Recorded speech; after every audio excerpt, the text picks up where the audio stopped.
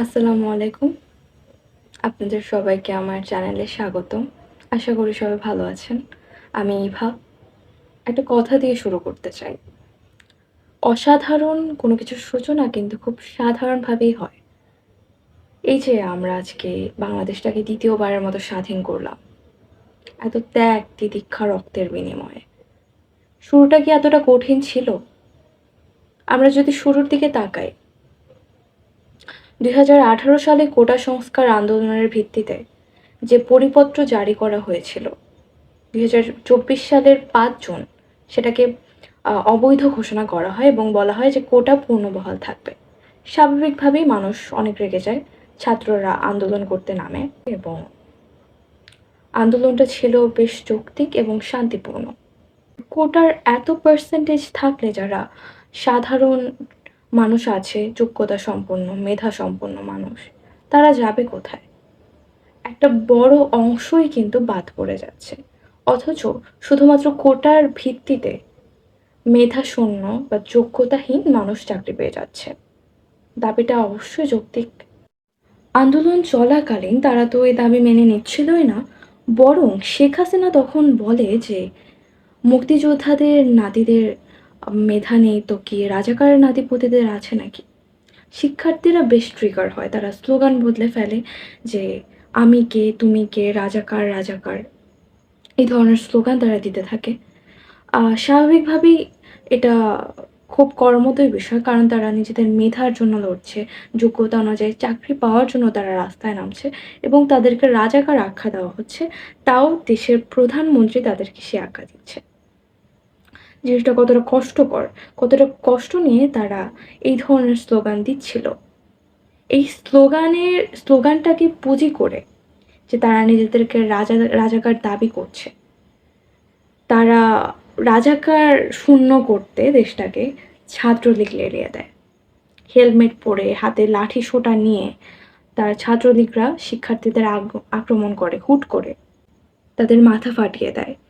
এমনকি মেয়েরাও নিস্তার পায়নি। ছাত্রলীগের আক্রমণের পর পরিস্থিতি অন্যদিকে মোড় নেয়। শিক্ষার্থীরা আরও ফুঁসে ওঠে। তাদেরকে দমাতে পুলিশ এবং ছাত্রলীগ একযোগে আক্রমণ চালায়। এমনকি সেটা এমন পর্যায়ে যায় যে কিছু শিক্ষার্থীর নিহত পর্যন্ত হয়। এরপরেও আন্দোলনকারীদের তারা দমাতে পারেনি, বরং আন্দোলন আরও বেড়ে যায়। হ্যাশট্যাগের বন্যা বয়ে যায়। Step down Sheikh Hasina, save Bangladesh students.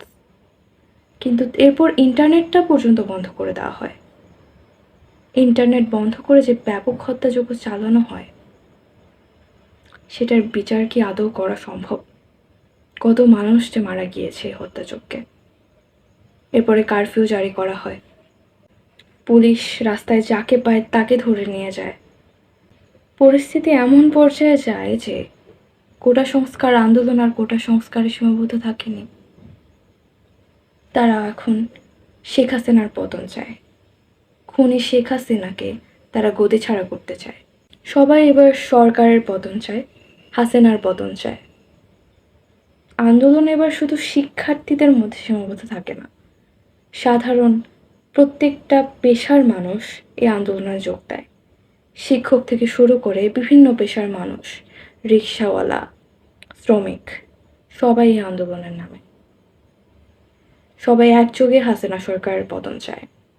অনেক মৃত্যুর পর, অনেক রক্তের পর এক পর্যায়ে শেখ হাসিনা পদত্যাগ করে দেশ থেকে পালায়। শেখ হাসিনা পদত্যাগ করে দেশ ছেড়ে যাওয়ার পর সবাই অনেক খুশি হয়। উৎফুল্ল জনতা স্বাধীনতা উদযাপন করতে থাকে। কিন্তু এরপরই দেখা যায় যে কারা জানি মূর্তি ভেঙে ফেলছে, মন্দিরে আগুন দিচ্ছে, হিন্দুদের বাড়িতে আগুন দিচ্ছে, পাঠাগারগুলো পুড়িয়ে ফেলছে, বিভিন্ন শিল্পের ক্ষতি করছে, মূর্তিগুলো ভেঙে ফেলছে। কিন্তু এগুলো কারা করছে?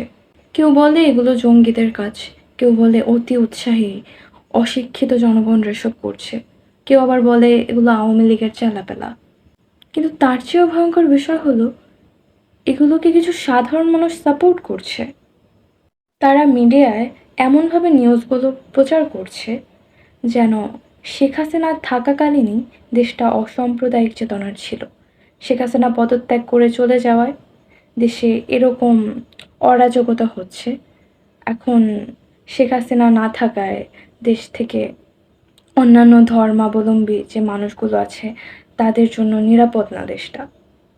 শেখ হাসিনাকে আবার ফিরিয়ে দেওয়া হলে দেশে অসাম্প্রদায়িক চেতনাটা রক্ষা হবে এবং অন্যান্য ধর্মের যে মানুষগুলো আছে তারা নিরাপত্তা পাবে। এজন্য তারা এভাবেই জিনিসগুলোকে সাজাচ্ছে যেন তারা শেখ হাসিনাকে বাংলাদেশে ব্যাক আনতে পারে। তাই আপনাদের কাছে আমার অনুরোধ, এসব যারা সাপোর্ট করেন অবশ্যই এসব সাপোর্ট করবেন না। এসব অরাজকতা দেখলে যথাসম্ভব আটকানোর চেষ্টা করুন। প্রত্যেকে নিজ নিজ জায়গা থেকে পদক্ষেপ নিন, এসব থেকে বিরত থাকুন। কারণ আমরা এত রক্তক্ষয়ী যুদ্ধ নিশ্চয়ই করিনি এই জন্য যে আমরা খুনি হাসিনাকে আবার আমাদের দেশে ফিরিয়ে আনতে চাই। সবাই ভালো থাকবেন, আমার পাশে থাকবেন। এটা আমার ফার্স্ট ভিডিও। ভালো লাগলে লাইক করবেন, সাবস্ক্রাইব করবেন। সবাইকে ধন্যবাদ।